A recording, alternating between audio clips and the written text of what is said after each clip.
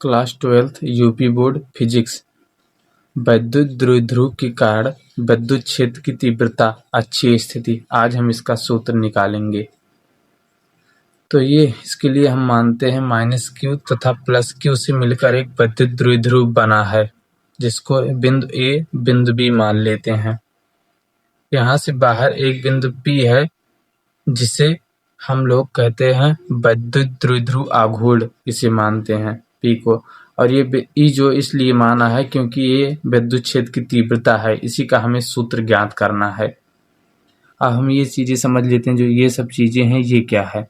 तो इसको सबसे पहले देखते हैं। यहाँ से यहाँ तक की जो दूरी है वो 2l है, मतलब आधा l ये आधा l ये, मतलब l मतलब 2l है। और यहाँ बिंदु O से P की दूरी r है, और ये +q से लेकर P तक दूरी r-l है। क्यों? क्योंकि जब यहाँ से यहाँ तक दूरी r है और यहाँ से यहाँ तक दूरी l है, तो इतने को ज्ञात करने के लिए हमें इसमें से ये घटाना पड़ेगा, इसलिए r-l यहाँ पर हमने कर दिया है। और यहाँ से यहाँ तक की दूरी r+l कैसे है? जब यहाँ से यहाँ तक दूरी r है, यहाँ तक दूरी पूरी r है और ये इतनी दूरी l है, तो जब r को और l को हम जोड़ेंगे तो ये r+l बनेगा, यहाँ से यहाँ तक दूरी। और इसको हम बिंदु A और बिंदु B मान लेते हैं। तो हम अब शुरू करते हैं। इसको लिखा कैसे जाएगा।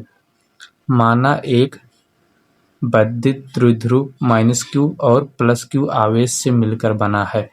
यह वायु अथवा निर्वात में स्थित है। यही -q और +q से मिलकर बना है। इसकी लंबाई 2l है, यहाँ से यहाँ तक दूरी 2l है, तथा इसका विद्युत द्विध्रुव आघूर्ण P है। इसका विद्युत द्विध्रुव आघूर्ण यही है P, यहाँ पर जो माना गया है। हमें विद्युत द्विध्रुव के मध्य बिंदु O से r दूरी पर स्थित बिंदु P पर विद्युत क्षेत्र की तीव्रता ज्ञात करनी है, मतलब यही ज्ञात करना है। यहाँ O से r दूरी पर स्थित है, ये जो इसमें लिखा गया है वही। तो हम शुरू करते हैं, इसको कैसे हल करेंगे। तो देखते हैं। +q आवेश के कारण बिंदु P पर तीव्रता। इस +q के कारण बिंदु P पर क्या तीव्रता है? E1 = 1/4πε0 q/r का स्क्वायर। यहाँ जो +q है, यहाँ से यहाँ तक की दूरी जो है r-l है, इसीलिए हम इसको r-l का स्क्वायर लिखें। क्योंकि r का स्क्वायर लिखना है तो दूरी यही है यहाँ से यहाँ तक r-l का, इसीलिए यहाँ पर ये r-l का स्क्वायर है। ये तो हो गया। अब हम -q आवेश के कारण बिंदु P पर तीव्रता देखेंगे। E2 इसको मानेंगे। E2 = 1/4πε0 q/r²। यहाँ पर भी होगा। तो ये जो -q के कारण है यहाँ से यहाँ तक, इसकी दूरी r+l है, इसीलिए यहाँ पर हमने r+l का स्क्वायर लिया है। तो अब हम बिंदु P पर परिणामी विद्युत क्षेत्र की तीव्रता निकालेंगे। इसको निकालने के लिए E = E1 - E2 करेंगे। तो जो E1 आया था उसकी वैल्यू रखेंगे q/r-l का स्क्वायर वाला, और जो E2 आया था प्लस वाला r+l का स्क्वायर, वही रखेंगे। इसके बाद A = हम यहाँ पर q देखो दोनों में है, उसको कॉमन करेंगे, और यहाँ पर 4πε0 दोनों में है, इसको कॉमन करेंगे हम। तो यहाँ पर बचेगा 1/r-l का स्क्वायर, और यहाँ पर बचेगा 1/r+l का स्क्वायर। इसको हम ब्रैकेट में कर देंगे। अब नीचे आएंगे। E = यहाँ E हर तरफ चलता रहेगा वैसे, q/4πε0 ब्रैकेट में जब हम इसको क्रॉस मल्टीप्लाई कराएंगे तो r+l का स्क्वायर ये यहाँ पर जाएगा, ये यहाँ पर जाएगा, तो इसीलिए ये आ जाएगा। माइनस लगाइए, ये आ जाएगा, ये भी ब्रैकेट में कर देंगे। इसको सॉल्व करने पर ये आएगा, 2 लगेगा ही यहाँ पर। और क्योंकि यहाँ पर एक फार्मूला भी लगा है, a² - b² = एक ब्रैकेट में a+b, एक ब्रैकेट में a-b, इसका यूज यहाँ पर हुआ है। देखिए यहाँ पर a² - b², यहाँ पर यही फार्मूला लगा है, a+b a-b, a+b a-b, a² - b², यही वाला फार्मूला यहाँ पर लगा है। इसको जब यहाँ पर बंद करेंगे तो यही आएगा, और इसको इस फार्मूले पर खोला गया है। a+b का होल स्क्वायर हम सभी जानते ही हैं, a² + b² + 2ab - a-b का स्क्वायर होल स्क्वायर है, मतलब a² + b² - 2ab, ये भी ब्रैकेट में हो गया। अब हम नीचे आएंगे। E = q/4πε0 ब्रैकेट में ये r प्लस में है, ये r माइनस में है, क्योंकि जब ये माइनस अंदर जाएगा तो ये सारे साइन चेंज हो जाएंगे। -R प्लस 2RL, क्योंकि यहाँ माइनस था ये प्लस हो जाएगा। R से R गया, ये R से R गया, क्योंकि ये पॉजिटिव में है निगेटिव में है।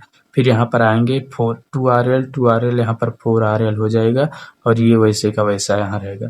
फिर E = 1/4πε0।